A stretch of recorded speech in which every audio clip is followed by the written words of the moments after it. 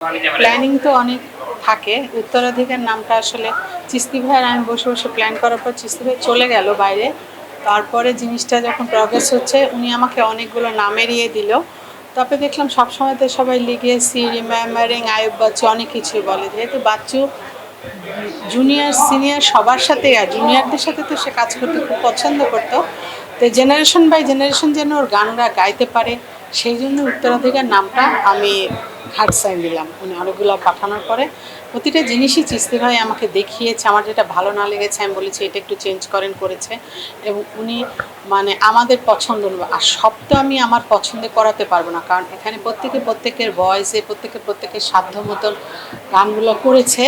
এবং তারা যে খুব প্রাণ দিয়ে গান করেছে এবং যে যার ভয়েসে, আমি বলছি যে যেভাবে গান গাইতে চায় গাইতে দিন, যে গানটা পছন্দ করে। এবং চিস্তি ভাই সে প্রেফারেন্সটা দিয়েছে।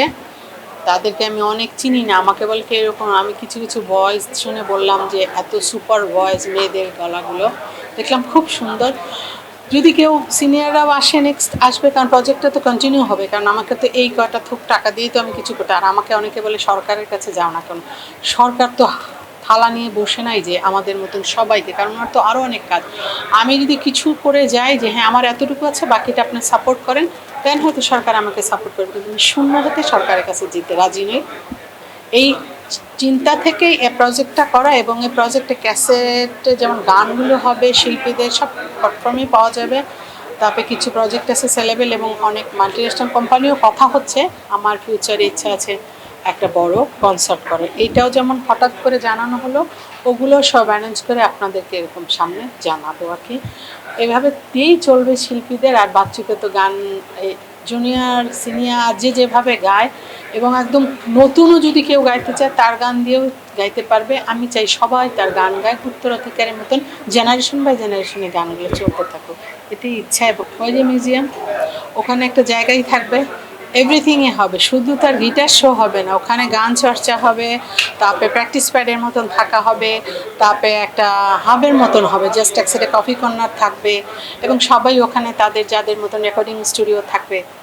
প্ল্যানটা আছে। তবে আমার মনে হয় শিল্পীরা শিল্পীদের জন্য এগিয়ে আসবে, আমি মানুষের দ্বারে দ্বারে যাবো না, কারণ ওনারা দেখে যেন বোঝে হ্যাঁ এইভাবেই একটা শিল্পীর কাজ হয়। কারণ বাচ্চুর মতন ভালোবেসে এরকম এতগুলো গিটার মনে হয় কোনো শিল্পী তার লাইফে কিনেছে বলে আমার মনে হয় না। সেই জন্য ওগুলোকে তো মানুষের সামনে আনা, দেখানো, সব গিটার উনি বাজিয়েছে। কেউ যদি চায় ওরকম পারমিশন নিয়ে ওভাবে সে গিটারটা দিয়ে সে ওখানে রেকর্ডিং করতে, প্র্যাকটিস প্যাড থাকবে, একটা চর্চার জায়গা থাকবে, এভরিথিং ইচ্ছা আছে, বাকিটা উপর আল্লাহ জানে। এই হলো কথা।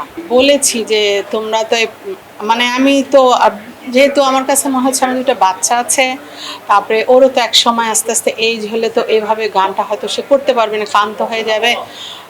তারপরে আমি বলতাম যে দেখো কিছু একটা করো, প্রপার্টি। বলে কি আমার প্রপার্টি লাগবে না, স্ট্রাগল জীবনে এত করেছি যে এখন একটু নিজেকে ইয়ে করি, মিউজিকই আমাকে বাঁচিয়ে রাখবে। তারপরে এক সময় মানে কয়েকবার বোঝানোর পর যখন দেখলাম জিনিসটা মানে সবাইকে তো আর সব কিছু সম্ভব না, তখন বলল আমি আমার 2 সন্তানকে প্রপার্টির মতন তৈরি করব, তুমি আমাকে যেভাবে হেল্প করার।